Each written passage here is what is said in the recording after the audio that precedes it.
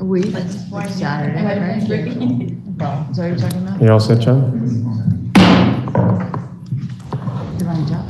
Senate will please come to order. Good morning on this Monday. We will have a moment of silence to start our day.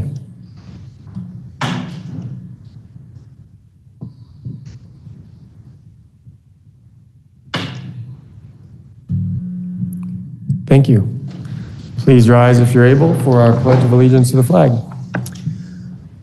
I pledge allegiance to the flag of the United States of America and to the republic for which it stands, one nation, under God, indivisible, with liberty and justice for all.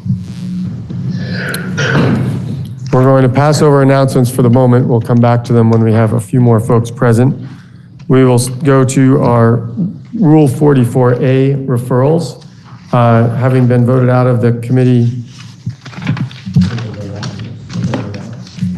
having been voted out of the Rules Committee, we have H 490. 490 will be referred to the Committee on Government Operations. We have H 506, which will be referred to the Committee on Government Operations. We have H 507, which will be referred to the Committee on Government Operations. H 508, which will be referred to the Committee on Government Operations, and H 509, which will also be referred to the Committee on Government Operations. We have two bills for referral under Rule 31, appearing on the calendar for notice, but affecting the expenditures of the state. We will refer H 217 to the Committee on Appropriations, and also appearing for notice on the calendar, but affecting the appropriations of the state, expenditures of the state, we have H 472, which will be referred to the Committee on Appropriations. We will now go to announcements. We do have House bills for reference, but I could have gone to announcements if I wanted to, Mr. Secretary. But we have three House bills for reference. The first being H 81, introduced by Representative Donahue and others. Please listen to the first reading of the bill. H 81, an act relating to fair repair of agricultural equipment. Now you've heard the first reading of the bill is referred to the Committee on Rules. We have H 452, introduced by Representative We have 452, introduced by Representative Marcotte and others. Please listen to the first reading of the bill. H 452, an act relating to expanding apprenticeships and other workforce opportunities. You've heard the first reading of the bill is referred to the Committee on Rules. We have H 469, introduced by Representative Wood of Waterbury. Please listen to the first reading of the bill. H 469, an act relating to remote and electronic processes for executing an advance directive. They've heard the first reading of the bill. It will also be referred to the Committee on Rules. We now will move to announcements. Senator from Chittenden Central. Thank you, Mr. President. Two announcements, or one announcement, one motion. There will be a short Rules Committee meeting immediately following the floor. So if members could join me in seats 1 through 5 very quickly to vote a bill out. The second piece, Mr. President, I move that pending entry on the calendar for notice, the rules be suspended, and H 158, an act relating to the beverage container redemption system, be referred to the Committee on Appropriations with the reports of the Committee on Natural Resources and Energy and Finance intact. Now the senator from Chittenden Central has moved that pending entry on the calendar for notice, the rules be suspended, and H 158, an act relating to the beverage container redemption system, be referred to the Committee on Appropriations with the reports of the Committee on Natural Resources and Energy and the Committee on Finance intact. Are you ready for the question? If so, all those in favor, please indicate by saying aye. Aye. Those opposed indicate by saying nay. The ayes have it, and you have suspended your rules in order to move H 158 to the Committee on Appropriations with the reports intact. Senator from from Windsor, I believe. Yes. Would you care to offer? Thank you, Mr. President. Senate Government Operations is just adjourned and we're here. Are we still in announcements? We are. Thank you. May I make a motion? You may. Thank you, Mr. President. I would move to suspend the rules to refer H 489, an act relating to the approval of an amendment to the charter of the town of Shelburne, to the Committee on Finance with report of Committee on Government Operations intact. Now the senator from Windsor has moved that the Senate suspend its rules and refer H489, an act relating to approval of an amendment to the charter of the town of Shelburne, to the Committee on Finance with the report of the Committee on Government Operations intact. Are you ready for the question? If so, all those in favor, please indicate by saying aye. Aye. Those opposed indicate by saying nay. The ayes have it, and you've suspended your rules and referred H489 to the Committee on Finance with the Committee of Government Operations report intact. Senator from Windsor. Thank you again, Mr. President. I would move to suspend the rules to refer H505, an act relating to the approval of an amendment to the charter of the town of Rutland, to the Committee on Finance with the report of the Committee on Government Operations intact. I just want to confirm one word.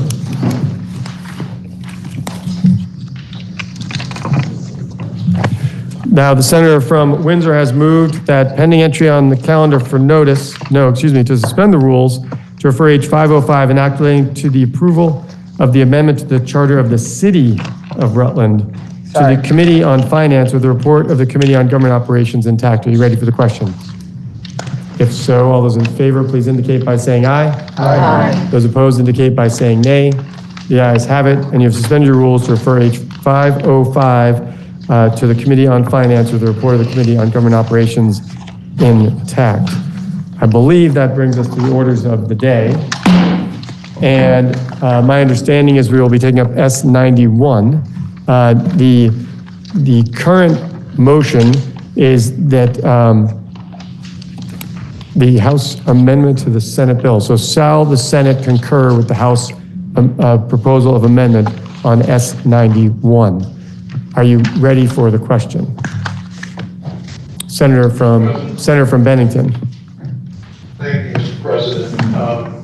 Senate Judiciary Committee has voted to concur with the House proposals of amendment.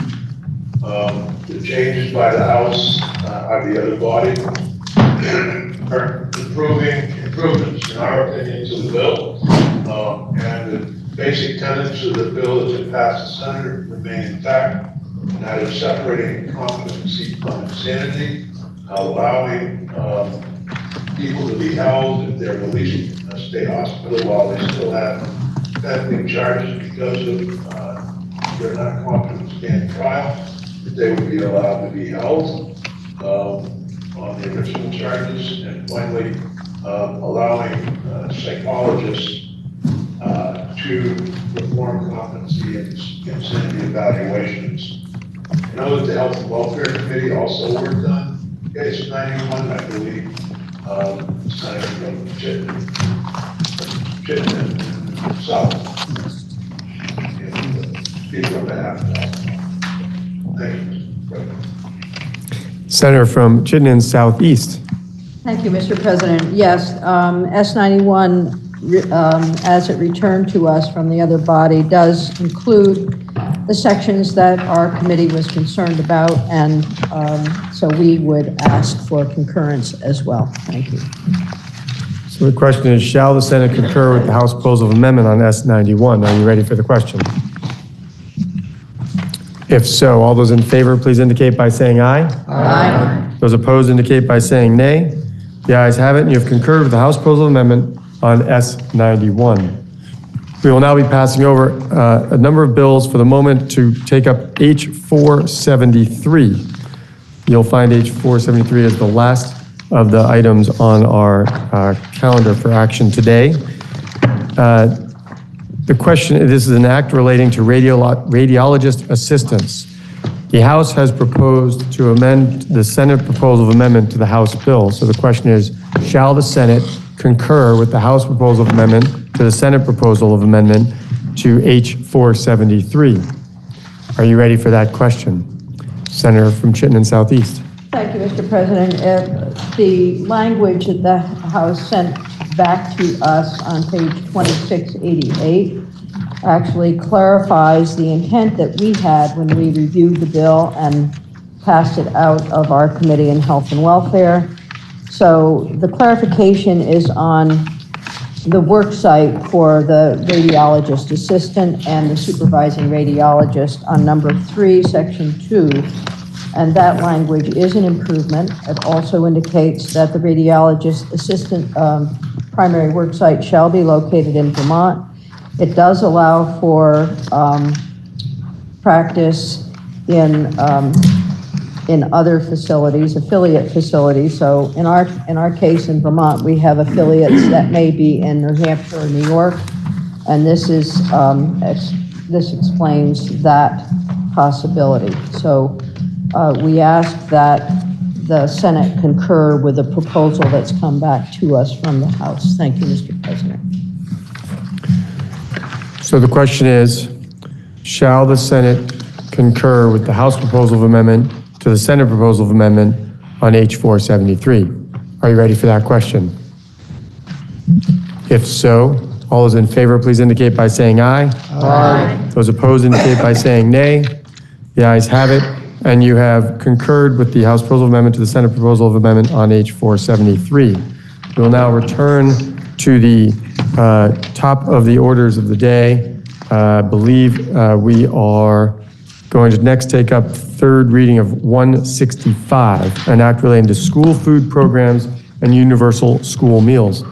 Are there any amendments before third reading? Seeing none, please listen to the third reading of the bill. H165, an act relating to school food programs and universal school meals. Now you've heard the third reading of the bill, and the question is, shall the bill pass? Are you ready for that question? If so, all those in favor, please indicate by saying aye. Aye. Those opposed indicate by saying nay. No. The ayes appear to have it. The ayes do have it, and you have passed H165. We now have up for consideration H492. Third reading was ordered. Are there any amendments before third reading? Seeing none, please listen to the third reading of the bill. H492, an act relating to setting the homestead property tax yields and the non-homestead property tax rate. Now you've heard the third reading of the bill. The question is, shall the bill pass? Are you ready for the question? If so, all those in favor, please indicate by saying aye. Aye. Those opposed indicate by saying nay. The ayes have it, and you have passed H492. We now have up for consideration H386. H386 was read the first time, referred to the Committee on Government Operations, which is considered the same and recommends that the bill ought to pass. Please listen to the second reading of the bill. H386, an act relating to approval of amendments to the Charter of the Town of Brattleboro. Now you've heard the second reading of the bill. For the report from the Committee on Government Operations, Senator from Addison. Thank you, Mr. President. This bill can be found on 2614 of today's calendar, and it's also being passed out. We did not make any amendments to it compared to the House version of the bill. Bless you. This bill, H386, is a change to the charter for the town of Brattleboro to create the concept of a youth voter, which is any person who is ages 16 to 18 years, any person who is 16 to 18 years of age and is otherwise qualified to vote in town elections. The charter change would permit youth voters to vote in Brattleboro municipal elections and run for and be elected to a town office, including both select board and representative for Brattleboro's representative town meeting. The charter change would not allow youth voters to vote in school elections or run for school board seats.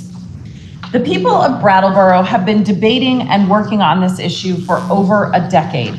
The movement was initiated by students at the Brattleboro High School who advocated for the ability to vote in local elections so they could be more involved with local government, particularly given the myriad of local issues that impact teens.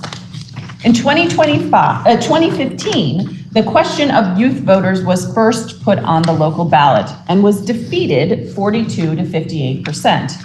Undeterred, bless you, the youth of Brattleboro continued to raise public awareness, hold public forums, issue surveys, and advocate for their right to vote in town elections.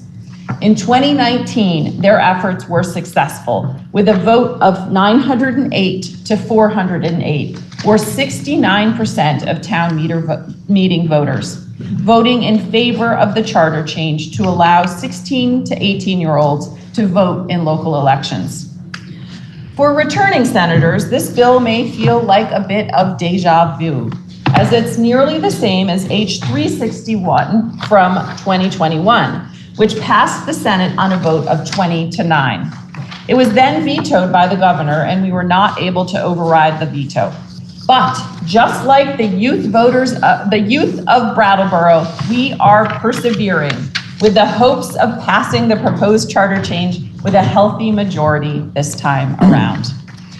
One issue that was a sticking point last session was the question of whether youth voters who are elected to select board would have the authority under general law to sign and execute contracts on behalf of the town.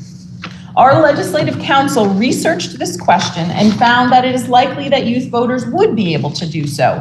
But to be extra sure, the current version of the charter change in H386 includes a clause that explicitly states that a, quote, youth voter who is elected to a town office shall be capable of performing all duties and exercising all powers of that office, including the formation and execution of contracts relating to the office. So the sticking point for some senators last year has been remedied in the current bill. For new senators, it's important to know that the Senate has traditionally passed town charter changes without issue, unless they propose something that is unconstitutional or blatantly contradictory to state law. Often we amend charters to make them more workable or consistent with state laws, and you'll see a couple of examples later this week.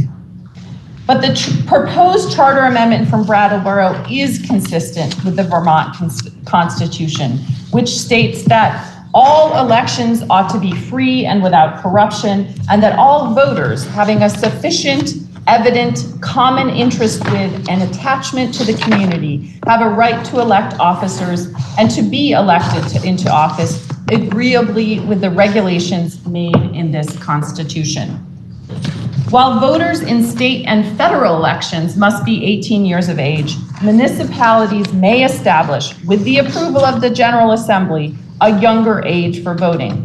Youth voters in Brattleboro clearly have an attachment to the community as members of families and neighborhoods, students, volunteers, employees, and participants in community activities. Municipal decisions about public health and safety, budgets, taxes and employment, recreation, public roads and transportation, and energy and environment all have an impact on youth voters. Students learn about civics and social studies throughout their years in school, with the most in-depth work during high school, precisely at the time that they would qualify as youth voters. Pairing these civics lessons with pairing these civic lessons in school with the practical act of researching candidates or issues and voting in local elections, or even running for office, would solidify the lifelong habit of voting and civic engagement for the youth of Brattleboro. Last year, when we took up this bill, I happened to be at that very time the mother of a 16 and a 17-year-old. And I told senators then, and I will repeat now, that I know for certain that young people at that age are absolutely ready to be engaged local voters. They will take it seriously and participate on a level and with a perspective that will strengthen local democracy. While H386 is specific to the estimated 350 youth voters in Brattleboro, passing this bill will send a message to young Vermonters that we value their participation in local government and value them as members of our communities. We talk the talk all the time in this building that we need to do more to keep and attract young people to Vermont. Welcoming them as voters and active participants in local democracy at a younger age is one act that we can do to walk the walk too. Your Senate Government Operations Committee voted to approve the charter change to the town of Brattleboro on a vote of 5-1-0, and we ask the Senate for your support. Thank you, Mr. President. Question is, shall the bill be read a third time? Are you ready for the question? Senator from Essex. Thank you, Mr. President. I hear in this chamber all the time, the whole time I've been here, that people who are of the ages up to 19, and we're trying to get it to push to 21 to 22, that they just aren't capable to make smart decisions. And I'm not saying that they can't make smart decisions. I'm not implying that at all. What I'm saying is we ought to be consistent with the rules and laws that we pass in this body before we turn to make that law. And that's simply just said, if somebody who is 19 years old can't be held responsible because they did not know the decisions that they were making would create harm to themselves or harms to the community or harms to other people, then I really would have a hard time supporting this bill. Thank you. Question is, shall the bill be read a third time? Are you ready for the question? Roll call. President, Senator, I do see you from Bennington. I happen to see the senator from Windham first, so I'm going to recognize Senator from Windham. Thank you, Mr. President. As a proud resident of Brattleboro, I just want to encourage the support of this body. It will increase the participation by the youth, and I think it's notable that they've already been involved for 10 years. So many of those are obviously past the initial age. A substantial majority of the town approved this charter change, so I urge this body to support it also. Thank you. Senator from Bennington. I believe you're muted, Senator. Mr. President, I just wanted to comment on the comments from the senator from Essex. And to really that we correct this view that because they're young and they're dealt with in the family system, if they're 17, 18, or 19, does not mean that they're not held accountable. The family system does have problems. I realize that, particularly with the closure of Woodside and no programs, but the idea that we don't hold people accountable who commit crimes is a false narrative, in my opinion, Mr. President. I want to make clear that when we did raise the age, we made sure that young people are held accountable for their behavior, just in a different way, keeping them in the family court system, unless it was a very serious big 12 times. I just want to make that clear. Senator from Chittenden Southeast. I'm really trying not to talk, Mr. President, but on this bill, I'm just going to say I support half of this bill, but the half I don't support is enough for me to vote no. I support 16 and 17-year-olds in municipal elections casting a vote. They pay taxes. They pay gas taxes. They pay income taxes if they have a local job, and they pay sales taxes when they buy stuff. And I, for one, don't support taxation without representation. What I cannot get over on this bill is serving as a town elected official. I spent 8 years in the South Burlington City Council, and I don't think 16 and 17-year-olds should serve. I don't think they should serve, one, because I think any reasonable lawyer could make political hay, valid political hay, over a 16 or 17-year-old signing laws that can affect rules in that community, signing federal contracts, or doing anything else that could affect the rights of individuals in that community. I also don't think a 16 or 17-year-old has yet achieved that age of majority where their decisions can truly be held against them.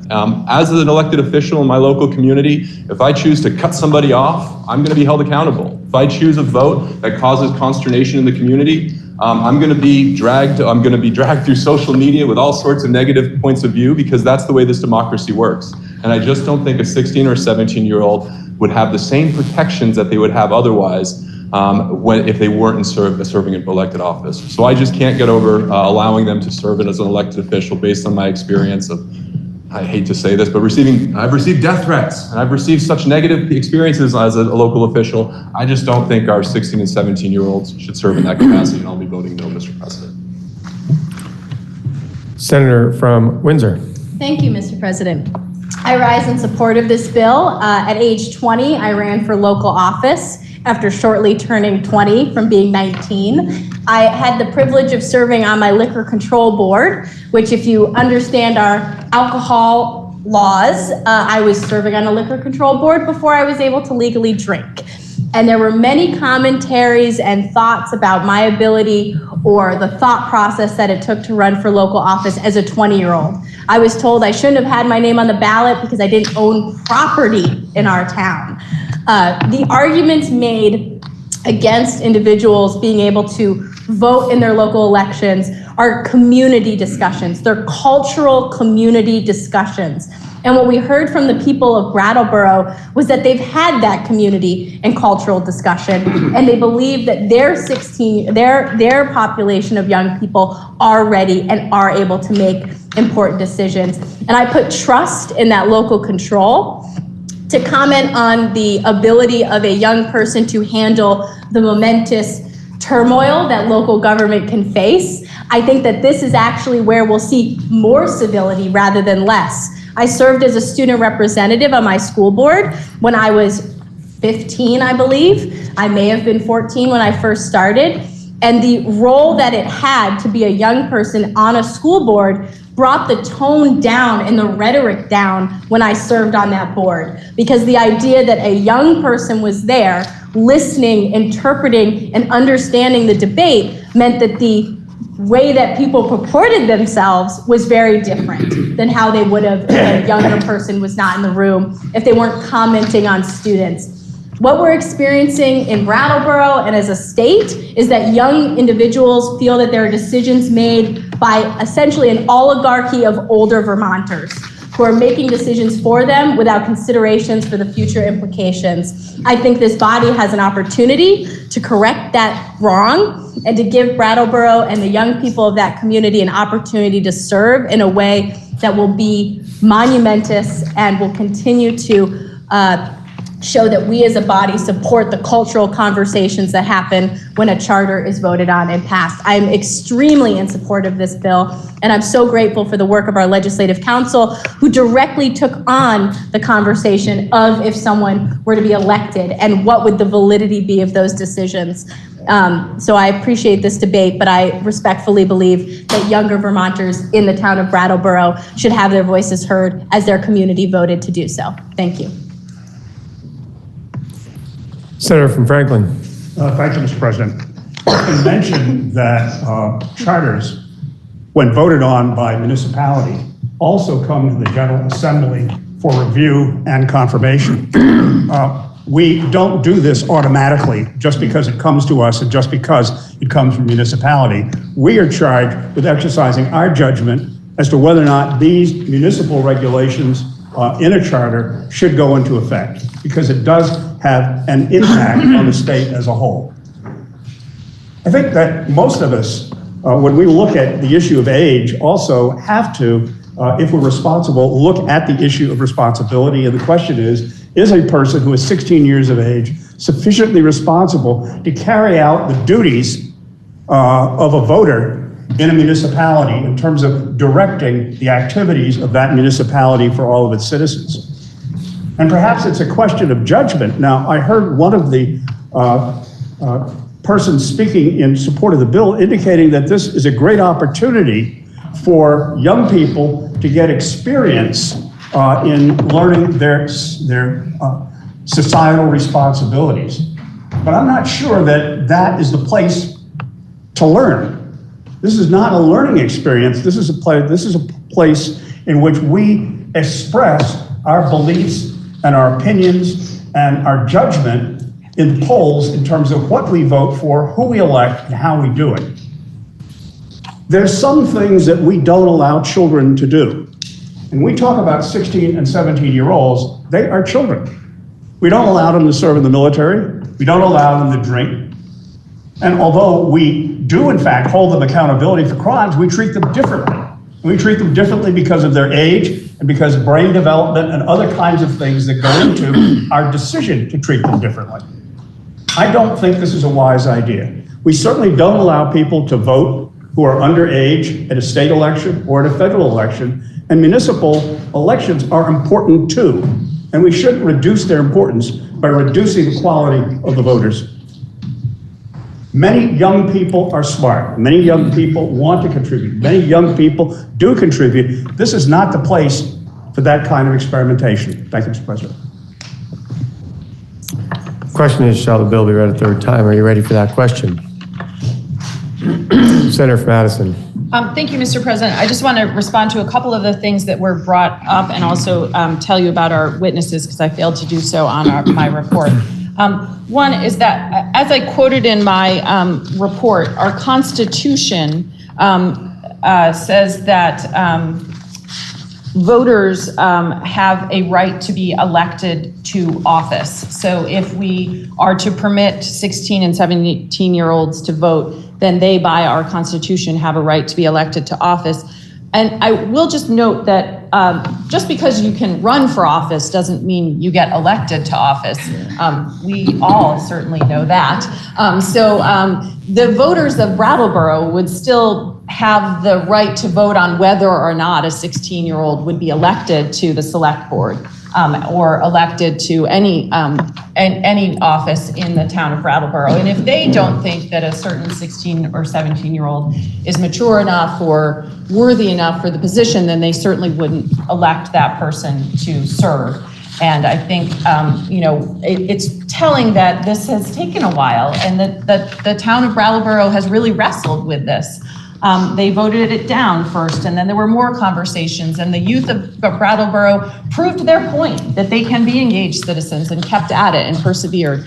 And this charter has taken us a while too, and we have amended it. So to the point of the senator from Franklin, we haven't just approved it on face value, we have improved it and amended it to answer some of the questions that have come up in this very chamber. So I think that it's a solid move forward. It is one town in our state. It is their decision that they would like the youth of their town to be able to vote in their local elections, and that they feel that the issues that Brattleboro is tackling at the local level are relevant to the youth voters in that town. And just to prove the point, we heard from both a current high school student at Brattleboro High School, who is the sort of current point person on this in town, and a former Brattleboro student who is now at Middlebury College, who's continued to stay involved in it and wanting to have her predecessor or her successors have the right to vote, even though she now has the right to vote as an 18-year-old. We also heard from the chair of the current select board, the current chair of the select board of Brattleboro, supporting this effort, even though he wasn't the chair of the select board when this was first passed. So there's strong support in the town for this. They would like us to move this forward so that they can have their 16 and 17-year-olds who are registered to vote. They still have to do everything that we do in order to vote, take the voter's oath, etc. Then they would be able to vote in the next municipal elections. So I strongly urge your support. Thank you, Mr. President. The question is, shall the bill be read a third time? Are you ready for that question? If so, the secretary shall commence to call the roll.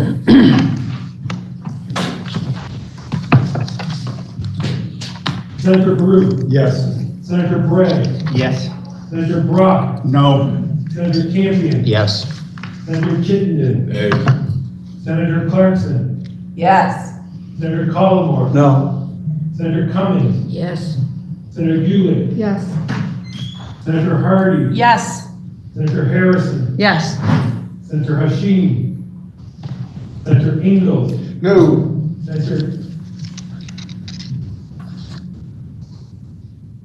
Senator Kitchell? Yes.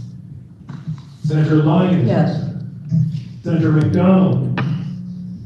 Senator Mazza? No. Senator McCormack? Yes. Senator Norris? No. Senator Perschlick? Yes. Senator Ron Hinsdale? Senator Sears? Yes. Senator Starr? Senator Bihovsky? Senator Watson? Yes. Senator Weeks? Senator Westman? No. Senator White? Yes. Senator Williams? No. Senator Renner? Yes. Senator Hashim? Senator McDonald? Senator Ron Hinsdale? Senator Starr? Senator Bihovsky? Senator Weeks?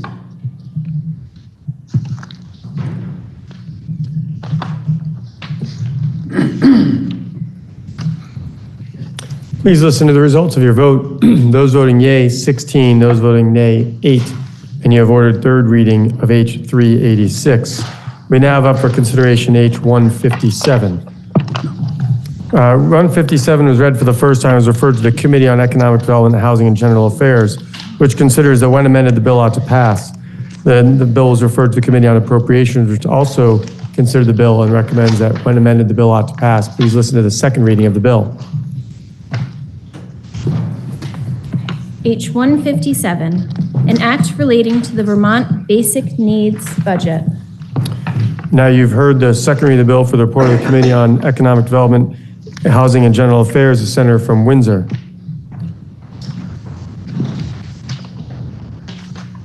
Okay. Thank you, Mr. President.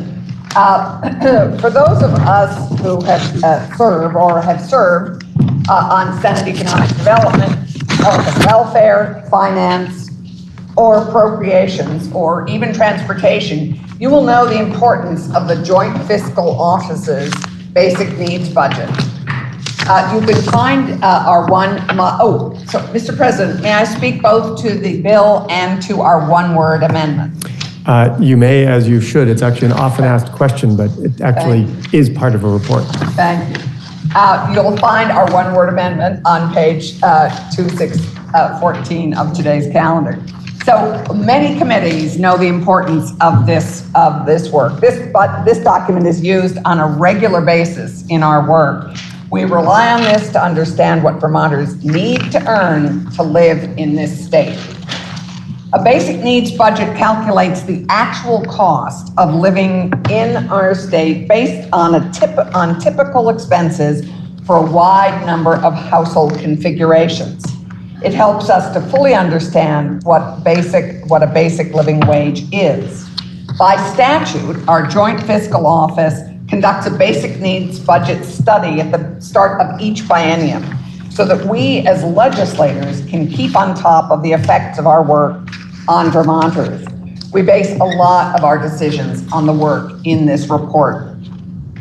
According to the 2009 law, basic needs means the essentials needed to run a household, including food, housing, transportation, childcare, utilities, health and dental care, taxes, rental and life insurance, personal expenses, and savings. A basic needs budget is defined as the amount of money needed by a Vermont household to maintain a basic standard of living, calculated using current state and federal data sources for the cost of basic needs. Ideally, this would represent what people would need to live in Vermont without public assistance. Livable wage means the hourly wage required for a full-time worker to pay for 1/2 of the basic needs budget. For a 2-person household, for example, with no children, and employer-assisted health insurance average for both urban and rural areas. Since the report's enactment, the Joint Fiscal Office has been mandated to use a particular methodology for calculating the basic needs budget. The last time the methodology underwent a technical evaluation was in 2008. If you haven't read the 2022 Basic Needs Budget and Livable Wage Report, I encourage you to do so. It is illuminating. It can be found on the Joint Fiscal's webpage and on ours on the Senate Economic Development. And it is full of information we thought we all knew. And anyway, it's an illuminating document. The January 15th, 2021 report included the following underlined request by the JFO. It was in the penultimate paragraph of the executive summary, and it says, the Joint Fiscal Office strongly recommends that the General Assembly consider the appointment of another advisory committee to comprehensively review and recommend updates to the statute, methodology and available data prior to the release of the 2023 report. We don't often ignore requests from JFO, but we did, and that review did not happen. However, with this bill, H-157, it can happen. If H-157 sets up a basic needs budget technical advisory committee to examine the way the basic needs budget and livable wage are calculated. With assistance from the JFO, the Department of Labor's Economic and Labor Market Information Division, and Legislative Council, this task force will weigh in on with subject matter experts who can assist with data analysis and methodological considerations, and from a variety of stakeholders, including employers and employees, and organizations that represent employers and employees.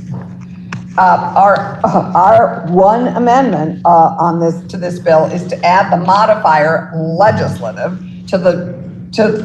in front of members in the section subdivision E2, because Leg Council now requires that if legislative staff are providing assistance to a study committee, that the leadership be legislative. They work for us, and they now require that all leadership be legislative leadership for our summer study committees. They'll start on or before August 15th, and they'll cease to exist as a committee January 30th, 2025, as the basic needs budget is due to the legislature at exactly that time. The Technical Advisory Committee will report back and update us on their work in November of this year.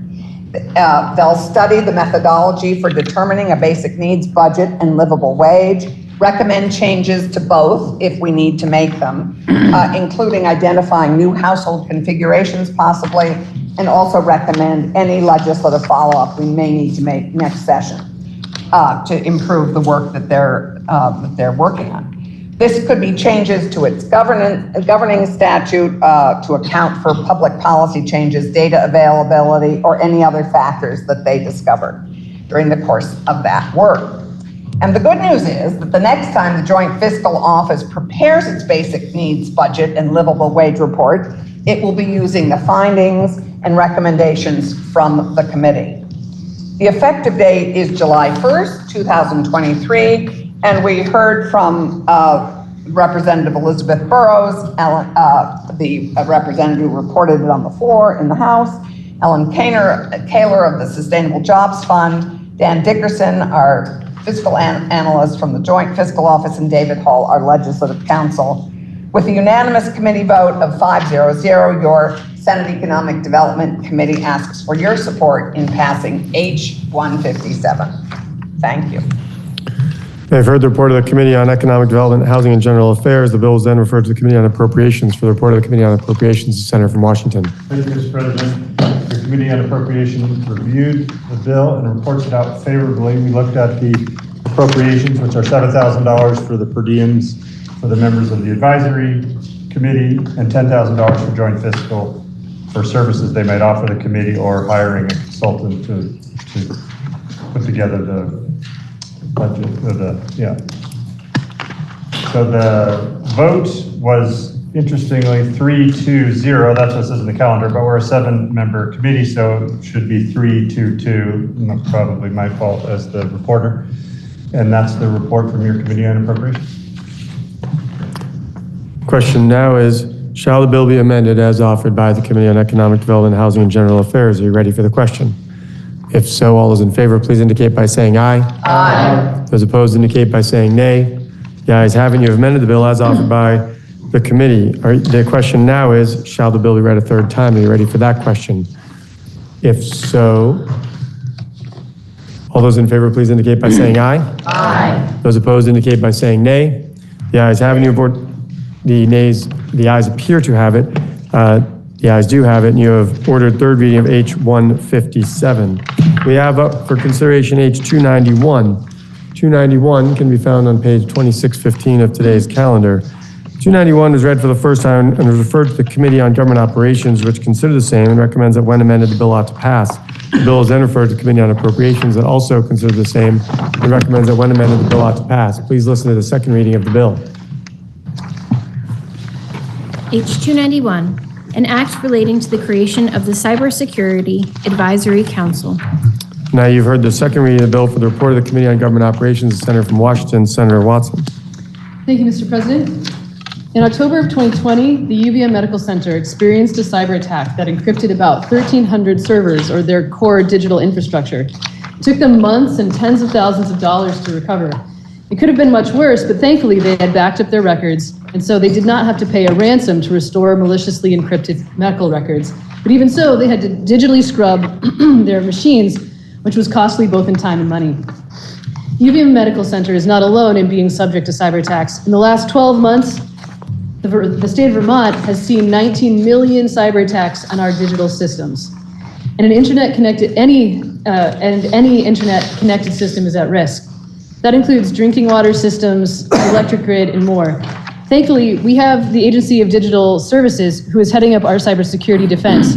But it's not just state-owned infrastructure that needs review and defense. It is imperative that all of our critical infrastructure has sufficient cyber defenses in what has been described as a digital arms race. This is why the Agency of Digital Services Secretary, Sean Naylor, is recommending H291. He creates, which will create a cybersecurity advisory council. To quote Secretary Naylor, "The best defense we have is not the latest technology, the best defense we have is informed people." The council would advise on cybersecurity infrastructure, standards, protocols, and safeguards, both within the state of Vermont's cyber infrastructure and for other critical infrastructure systems. So I'll be speaking to the bill and the amendments that Government Operations made to it. So Section 1 starts with definitions, including cybersecurity and critical infrastructure. So that's a phrase that I've used a few times now. There's currently a definition of critical infrastructure in statute, which is property and equipment owned or used by communications networks and electric generation, transmission, and distribution systems.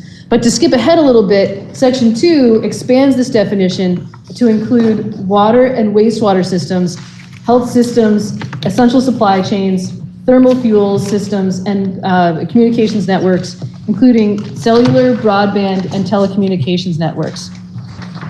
These were included because they are essential for the functioning of our society and may have some internet connection, and so they're at risk from cyber attacks.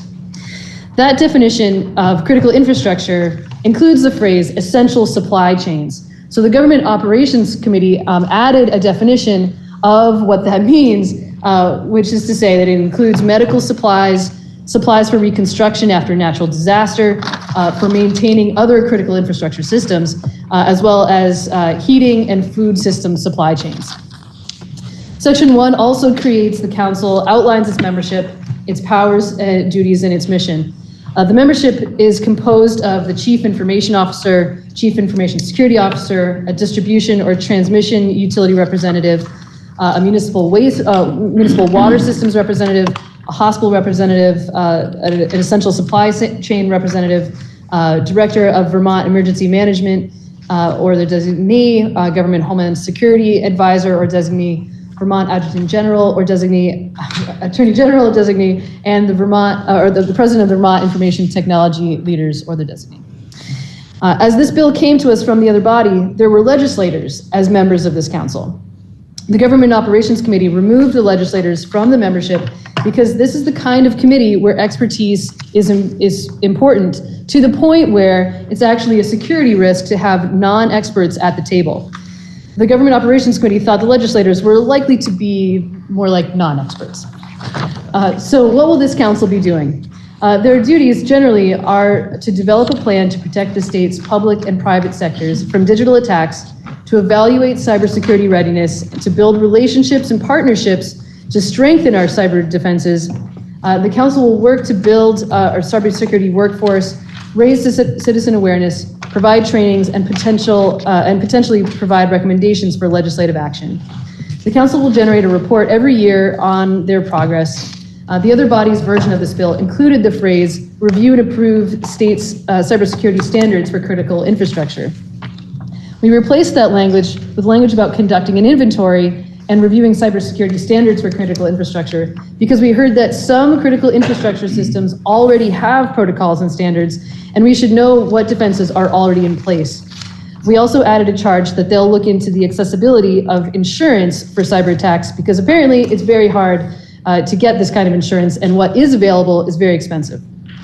We also made substantive changes to the meeting section, expanding the reasons why the council may go into executive session. With cybersecurity, it's possible to compromise public safety by sharing sensitive details about an attack or about specific types of defenses. So you'll see two provisions in that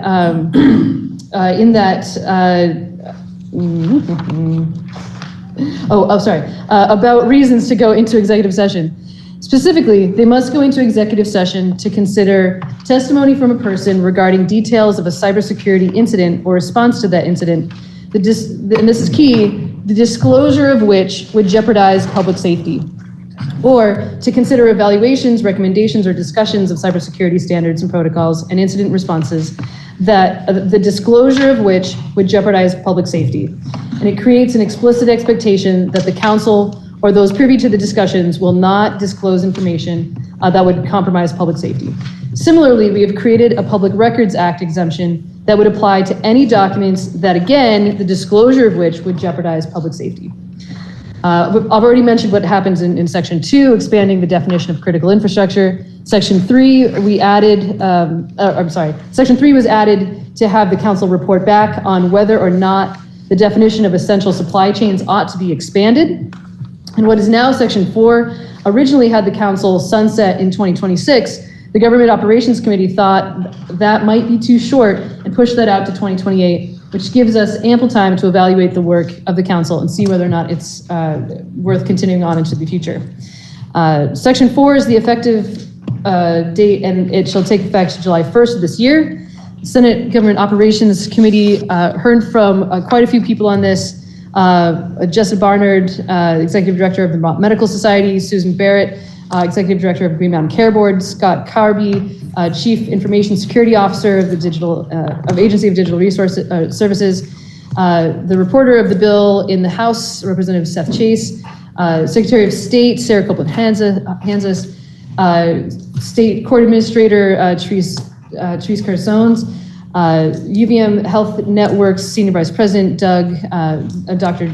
Douglas Gentile, Jill Mazza, Executive Director of the VNAs of Vermont, Kevin Moore, Director of Information Technology, Sean Naylor, Secretary of the Agency of Digital Services, Joseph Paquin, IT Director for the Vermont Judiciary, Laura Sibilia, Representative Laura Sibilia sponsored it, Rebecca Wasserman from Legislative Council, Jason Williams, the Network Vice President of the Government of the University of Vermont Health Network, and Dylan Zwicky from Leonine, representing Green Mountain Power and Vermont Gas.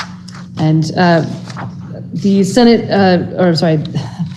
the Government Operations Committee found H291 favorable with this amendment and asked for the support of the Senate. Bill is then referred to the Committee on Appropriations, which considered the same and recommends that when the bill is amended, the bill ought to pass. For the report of the Committee on Appropriations, Senator from Washington. Thank you, Mr. President. Your Committee on Appropriations reviewed H291 for any appropriations, expenditures of fund. We only found a de minimis amount for the per diems for those that are on the Cybersecurity Advisory Council. And even those funds were easy to approve because there are funds coming from the Agency of Digital Services, and we already voted their budget out. So that made the vote even easier. And so we voted the bill out favorably on a vote of 5-0-2. Thank you. The question now is, shall the Senate adopt the report of the Committee on Government Operations? Are you ready for the question? If so, all those in favor, please indicate by saying aye. Aye. Those opposed indicate by saying nay. The ayes have it, and you have adopted the report of the Committee on Government Operations. The question now is, shall the bill be read a third time? Are you ready for that question? If so, all those in favor, please indicate by saying aye. Aye. Those opposed indicate by saying nay. The ayes have it, and you have ordered third reading of H279. It's my understanding we are passing over H461, and we will continue on to H470. H470 was read for the first time and referred to Committee on Economic Development, Housing, and General Affairs, which considered the bill and recommend that when amended, the bill ought to pass. The bill was then referred to the Committee on Finance, which also considered the same and recommends that when the bill is amended, the bill ought to pass. Please listen to the second reading of the bill. H470, an act relating to miscellaneous amendments to alcoholic beverage laws. Now for the report of the Committee on Government Operations, Housing and General Affairs, the Senator from Windsor. Thank you, Mr. President. I will be speaking to the strike all amendment, which is in your calendar on page 2633. Thank you. H470 is a strike all amendment, which you can find in today's calendar. This is the annual Department of Liquor and Lotteries miscellaneous bill, which generally makes modest changes to support Vermont's beverage, alcohol, manufacturers and breweries, wineries, distillers, cider makers, all of which are a vital part of our economy and our hospitality sector. This bill makes technical changes to achieve clarity around the definition of hard cider. It extends the sunset on the sale of to-go alcohol by bars and restaurants to July of 25, and it asks for a report on the public safety impact of the to-go alcohol sales. And it expands the ability for producers of wine, beer, ready-to-drink spirits, beverages, cider, mead, and spirits to participate in events like farmers markets, cultural festivals, and community gatherings. The changes included in this bill will particularly support rural manufacturers that don't benefit from being located on major thoroughfares by providing them with greater opportunity to showcase their products to the public in tasting room locations acceptable to the Department of Liquor and Lottery and local control commissions, i.e. our towns.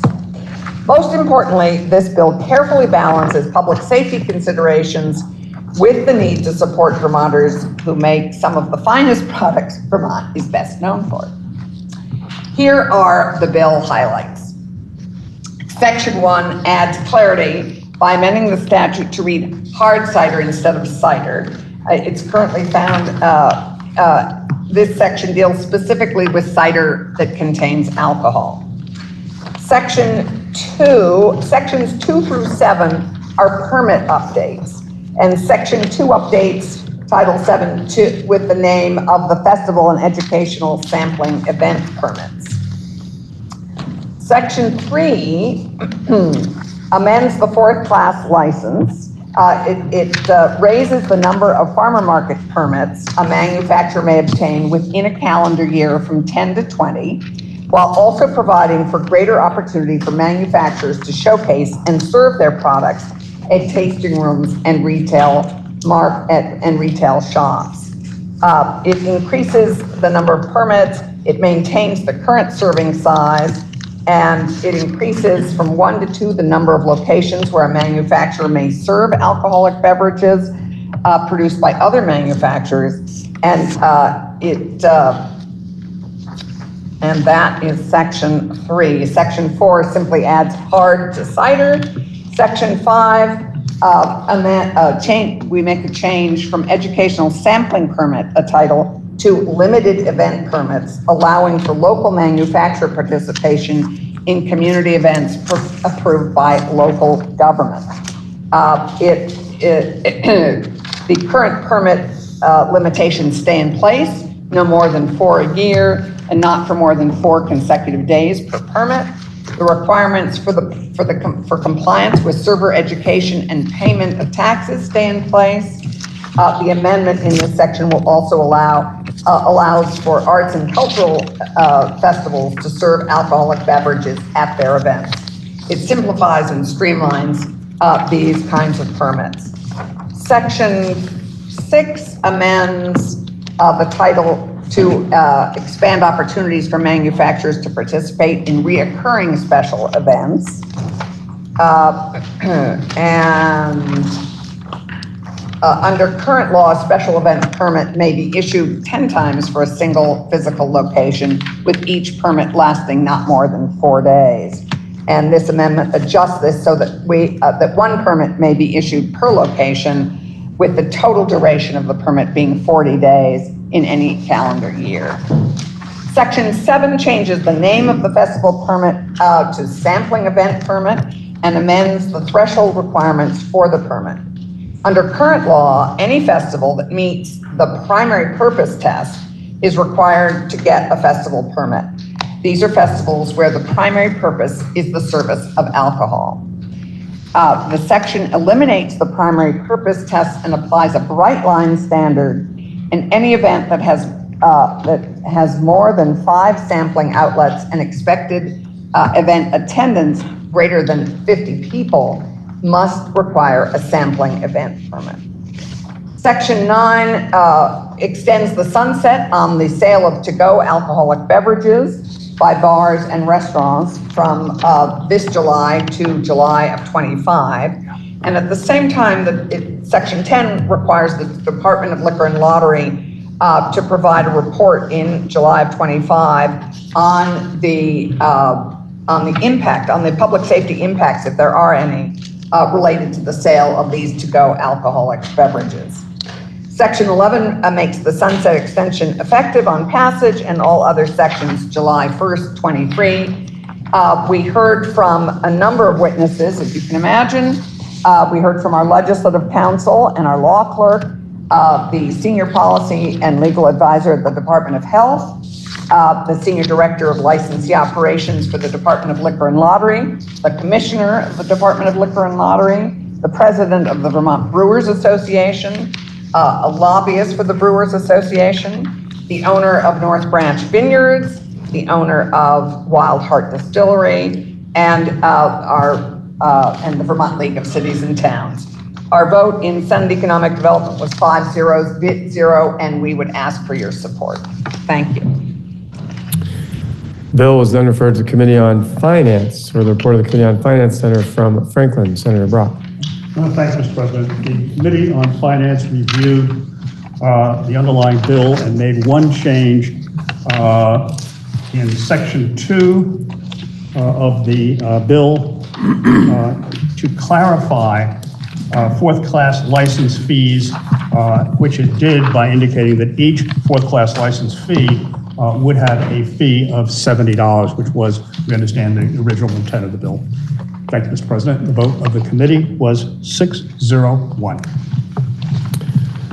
So the question is, shall the report of the Committee on Government Operations be amended as offered by the Committee on Finance? Are you ready for that question? If so, all those in favor, please indicate by saying aye. Aye. Those opposed indicate by saying nay. The ayes have it. You have amended the report of the Committee on Economic Development, Housing and General Affairs as offered by the Committee on Finance. The question now is, shall the bill be amended as offered by the Committee on Economic Development, Housing and General Affairs as amended? Are you ready for that question? If so, all those in favor, please indicate by saying aye. Aye. Those opposed indicate by saying nay. The ayes have it, and you have amended the bill as offered by Committee on Economic Development as amended. The question now is, shall the bill be read a third time? Are you ready for that question?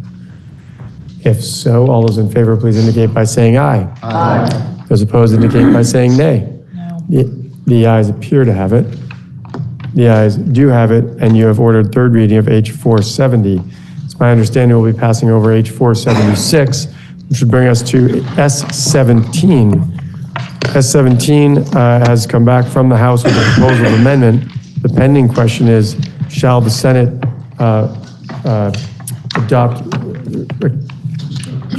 concur with the House proposal of amendment? However, I believe the senator from Addison would like to offer a further proposal. Senator from Addison.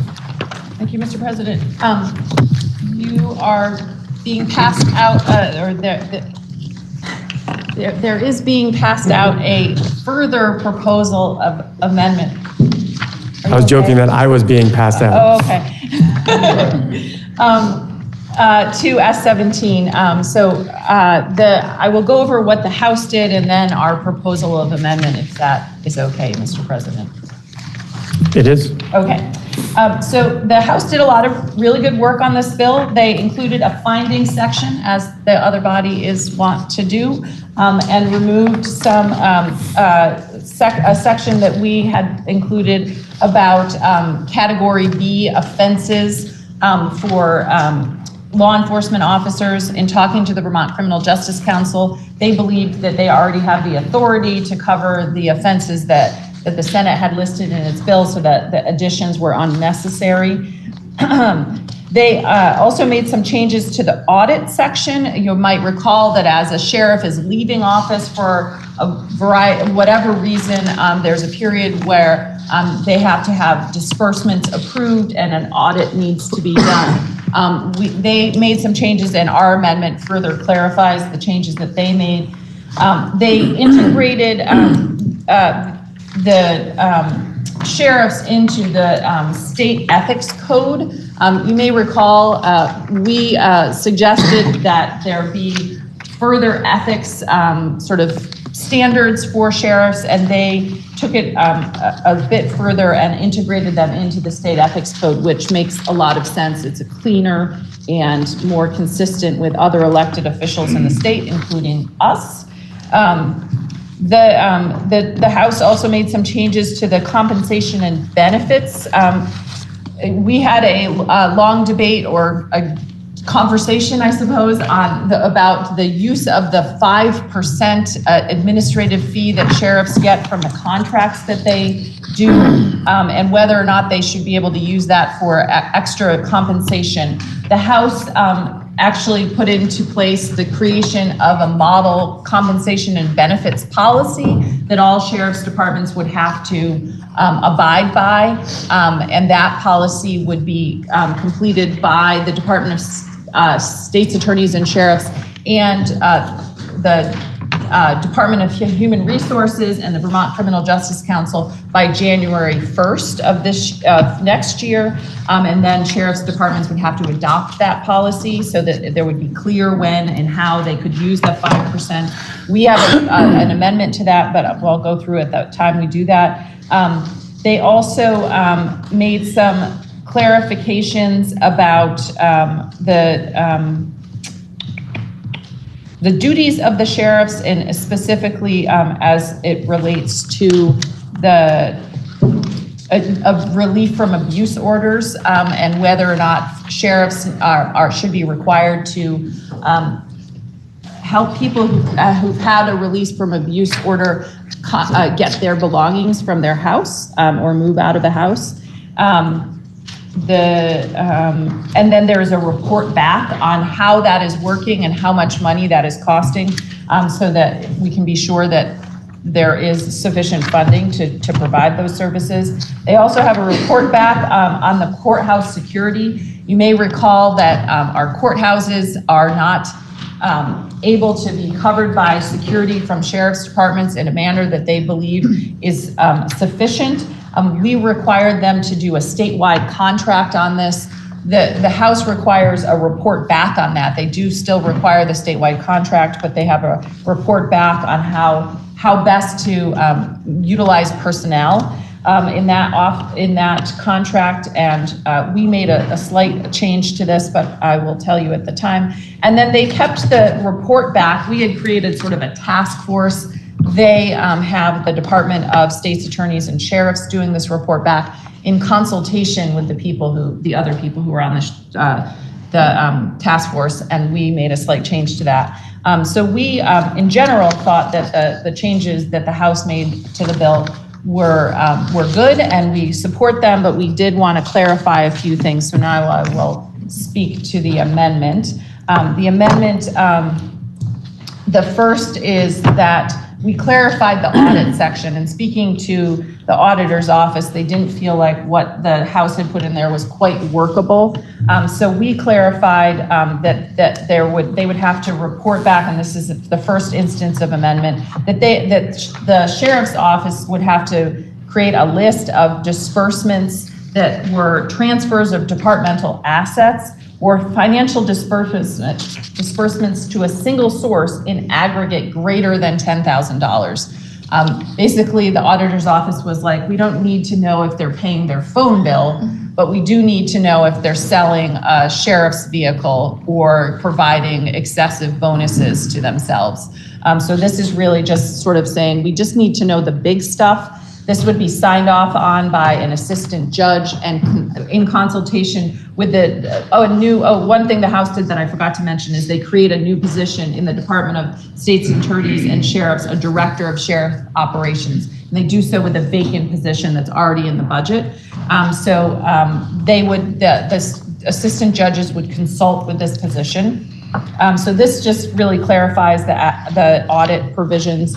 In the second instance of amendment, we added back in the language that our Senate Committee on Appropriations had added to the bill to make sure that in the interim, before a model policy is created for the compensation of sheriffs, that they are limited in what they can give to themselves for bonuses. You might recall that there's a wide range. Some don't use that 5% for any bonuses. Some use it for rather large amounts. So the Senate appropriations language would limit their amount.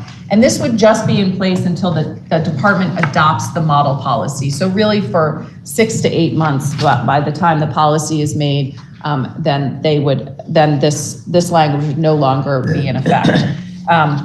The third instances of amendment is just about when the Department of Sheriffs and State's Attorney hires the new Director of Sheriff Services. The House had it in consultation with the Sheriff's Executive Committee. We thought it was strange that the department would have to consult with an outside entity when hiring a position, so we just removed that language.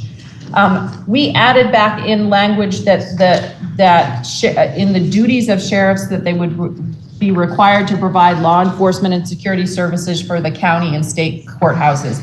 The House had, I think, inadvertently removed this language when they created the report. So we put this back in at the request of the judiciary to make sure that this is still happening. And this would go into effect on January 1st of 2024. So next year, it wouldn't be an immediate thing.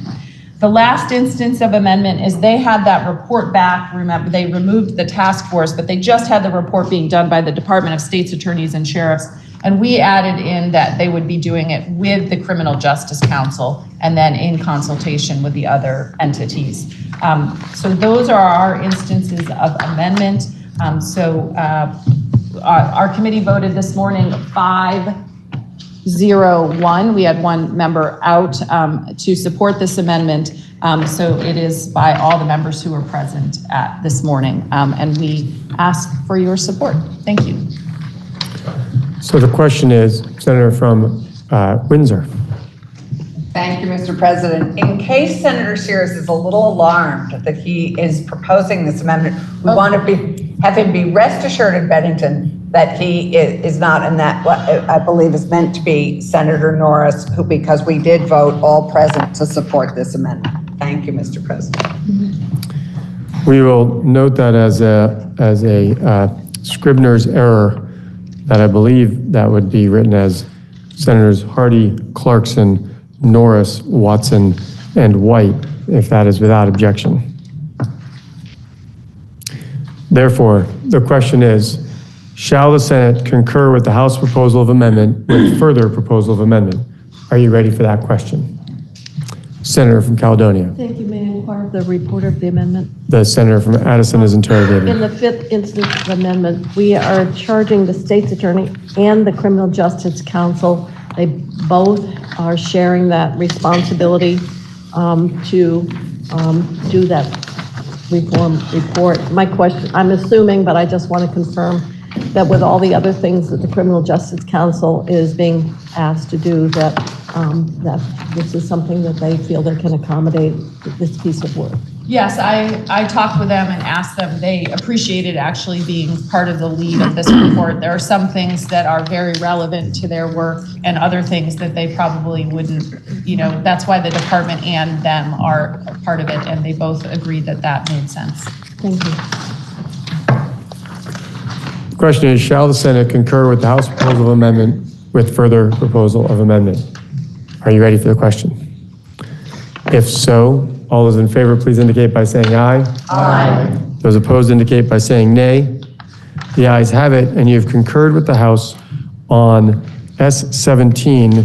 You have concurred to their proposal of amendment with further proposal of amendment. We now have up for consideration S99.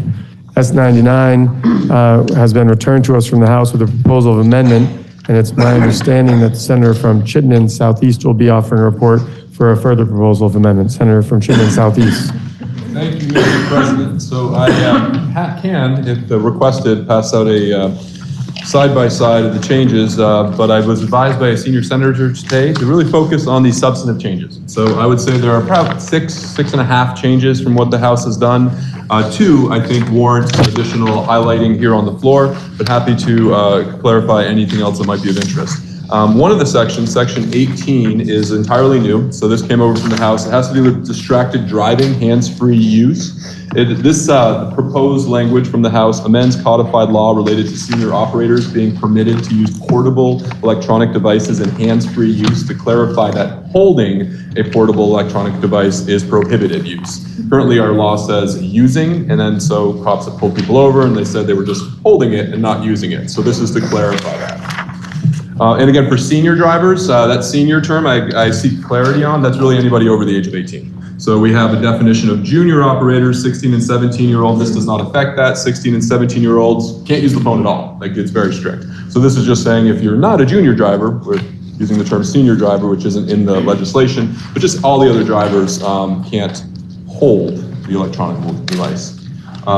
Okay, it also clarifies what is meant to be securely mounted, not obstructing windshield, or either mounting device is used in accordance with manufacturer specifications, or mounting device causes the portable electronic device to remain completely stationary under typical driving conditions. And that hands-free use includes utilizing an internal feature of the portable electronic device or motor vehicle, provided that the portable electronic device is not held in one or more of the operator's hands. There are some very reasonable exceptions to this. It seemed to make sense, made sense to the Senate Transportation Committee. Happy to clarify if you have any questions on what came over from the House. So there are other small things. They took out a couple of sections. We did discuss that. So one of the sections was the motor vehicle noise. They're putting that into a noise study that we already had. So just wanting to better understand it and bundle it into everything. But again, I'm not going to go into all the details. That section was struck. The other section that I think warrants some of your attention, that your Senate Transportation Committee reviewed and is going to propose further proposal of amendment, has to do with towing. So if you look at sections 34 and 35, we had a section that they struck, and we support them doing so. And instead, they replaced it with looking at or having the Attorney General's office, charging the Attorney General's office to requiring the Office of the Attorney General to consult with the DFR, Department of Motor Vehicles, Office of Professional Regulation, Office of Vermont State Treasurer to engage in a working group process to study vehicle towing practices in Vermont. As part of the study, there needs to be at least one public hearing and an invitation to listed stakeholders. Study needs to address at least a minimum of pricing and towing and recovery, crash site remediation. You're going to see momentarily an amendment to this language that I'll speak to. So we generally like their language. We just made a few important changes that I'll talk to as a separate discussion on the proposal of amendment. This is what's come over from the House, and also talks about practices related to abandonment or suspected abandonment, any applicable recommendations for amendments to state statutes, best practices from other states, as well as other information that the Office of the Attorney General deems pertinent to the study. And that would be due back on December 15th, 2023. I understand the House took a lot of great testimony on this, and we did have a lot of hallway conversations, and I did watch some of the tapes as well as others. So that will come back December 15th, 2023 to the Committees of Economic Development, Housing and General Affairs and Finance, Government Operations, and Transportation. So again, there were other changes that were made to the bill, and I would not put them in de minimis, but I'd put them as within the realm of what we passed over to them. Happy to speak to that if you so desire. What I think I might now do, without Mr. President, I might now speak to the further proposal of amendment that you should all have passed out to you now. So this takes that towing report, and it just does a few things. One, we wanted to make sure that the towers are adequately considered and the important business that towers provide. And so what we just did was add additional clarification that they'll contact the Department of Public Safety and also look at other states and how they handle liens, so model legislation as to when a car is in the possession of a tower. Can people go and get something out of the car, and what hours they need to be open? So looking at those things, we just want to we broadened it by adding some additional perspectives. We also removed the explicit list of stakeholders that are not sitting at the table, they're not charged on the committee, they were just listed as people to reach out to. Now we just leave it to the Attorney General to reach out to relevant stakeholders, and we think that makes a lot more sense to just make sure that all voices out there and not necessarily a narrow subset are considered. So it really tweaks around the edges, factoring in some additional feedback we heard from towing industry, as well as additional advocates from a consumer perspective. We just made some small changes to the charge, as well as the explicitly reached out to stakeholders in the sections 30, I want to say 34, but it could be 35. With that, Mr. President, I hope that's a sufficient report. Happy to answer any questions. We urge this body to concur with further proposal of amendment, as all 5 members of the Senate Transportation Committee signed on to this amendment. The question is, shall the Senate concur with the House proposal of amendment with further proposal of amendment on S99? Are you ready for the question? If so, all those in favor, please indicate by saying aye. Aye. Those opposed indicate by saying nay. The ayes have it, and you have concurred with the House proposal of amendment with further proposal of amendment on S99. That completes the orders of the day. Senator from Chittenden Central. Thank you, Mr. President. At this time, I would move that the Senate suspend its rules and message our actions on the bills moved this morning. That would be S17, an act relating to sheriff reforms, S91, an act relating to competency to stand trial and insanity as a defense, S99, an act relating to miscellaneous changes to laws related to vehicles, H165, an act relating to school food programs and universal school meals, H473, an act relating to radiologist assistants, and H492, an act relating to setting the homestead property tax yields and the non-homestead property tax rate. Now, the senator from Chittenden Central has moved that the Senate suspend its rules in order to message actions taken on S17, S91, S99, H165, H473, and H492 to the House forthwith. Are you ready for the question? If so, all those in favor, please indicate by saying aye. Aye. Those opposed indicate by saying nay. The ayes have it, and you have suspended your rules in order to message your actions to the House forthwith on the following bills. S17, an act relating to sheriff reforms. S91, an act relating to competency to stand trial and insanity as a defense. S99, an act relating to miscellaneous changes to laws related to vehicles. S165, an act relating to school food programs and universal school meals. H473, an act relating to radiologist assistants. And H492, an act relating to setting the homestead property tax yield and the non-homestead property tax rate. Are there any further announcements? Hold on one moment.